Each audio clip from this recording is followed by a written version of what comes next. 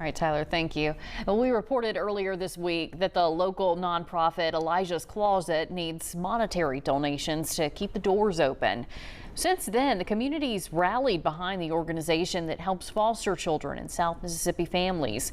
The goal of Elijah's Closet is to bring in $80,000. As of this morning, founder Nikki Williams says they've raised $37,000.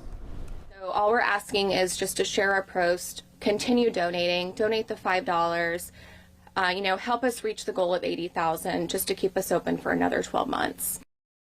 Since 2019, Elijah's Closet has helped more than 6,000 children.